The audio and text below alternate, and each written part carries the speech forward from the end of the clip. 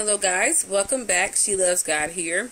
Today's mini video is going to be on the topic of, how do I say this? I guess the relation between the sun and the earth. The dynamic that's going on between the sun and the earth in the natural, and how we can learn about spiritual things from the relationship between the sun and the earth.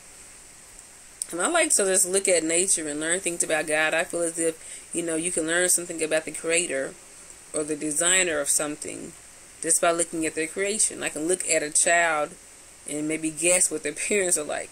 I can look at a painting and maybe guess what the painter was like. And so I feel like we can look at God's creation and tell something about the creator. We can't search them all out, but we can, there are things about him that are revealed through his nature. And one thing that I find is amazing, I actually wrote a whole blog note about it that was, everybody just loved it on my blog site I'm on. And it was talking about the relationship between the sun and the earth. And I just really love how the sun sounds just like the sun. S-U-N-S-O-N. Just some interesting points I want to point out about the sun and the earth. We know that many years ago, people used to think that that our solar system was geocentric, Geocentric, and we later found out, they later found out that our solar system is actually heliocentric. Now, geocentric, geo meaning earth, centric meaning, I guess, centered on. So I guess people used to think that our solar system was just revolving around the earth, and they later found out that our solar system is actually revolving around the sun. And it reminds me of how we are with God. We can be so egocentric. Instead of G-E-O, we're E-G-O. And we're egocentric, and we think everything in this world revolves around us. It's all about us. And then we found out later on, no, it's all about the sun. Not the S-U-N, the S-O-N. It is heliocentric. And when you think of it that way, you start thinking, every time something bad happens to you, you don't think about, this is the greatest catastrophe ever, something bad happened to me. And you realize, you know what, in the great scheme of things, and when you look at it from an eternal perspective, that little accident you had really doesn't mean that much. And if you look at things from an eternal God perspective, everything that happens should be to glorify God. Another interesting thing I learned is about, sometimes, in life when we have, dark days or stormy days or midnight hours, sometimes we think, I can't see the sun. At nighttime, right now where I am now, it's about 1 o'clock in the morning. It's dark outside. I can't see the sun. I can't see the sun.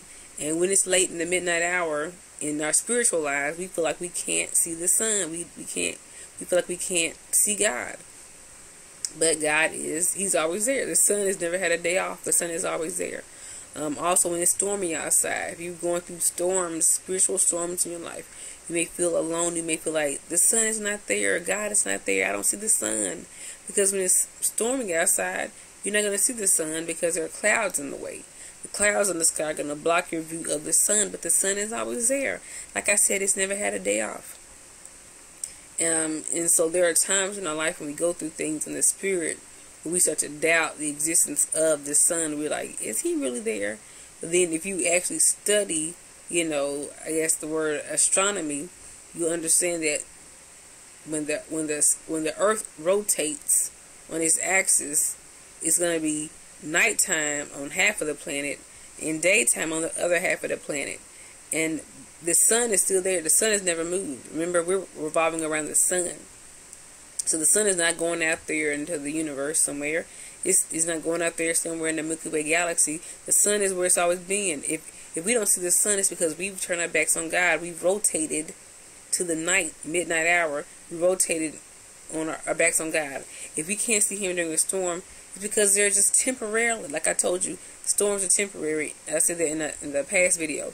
Storms are temporary. If you can't see God, it's because there's temporarily a cloud in the way. But just know that, clouds do pass by.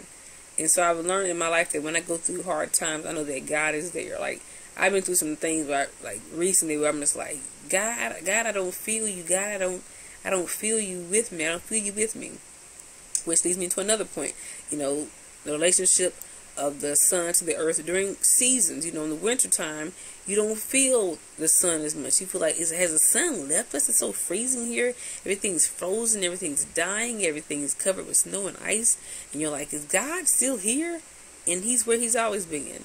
I think they say winter happens because of the way the earth is tilted on its axis. And so I guess when it's tilted away, it gets colder. And we don't feel the sun as much, but the sun is where it's always been. Like I said, it's heliocentric. We're all revolving around the sun. The sun is stationary. You know, it might rotate, I don't know, but it's not moving out of this solar system. We're the ones constantly revolving. You know, 365 days a year, we make a complete circle around the sun. You know, 24 hours in a day, we revolve. You know, we revolve on our axis. The sun is stationary. God has not left you. You've left him, if anything. Or a temporary storm may block your view of him. Or the way of the season you're going through in your life, you know, it may make it feel colder, like in the winter time. But God is always there. So be encouraged. Share this video with your family and friends and leave comments. Bye-bye.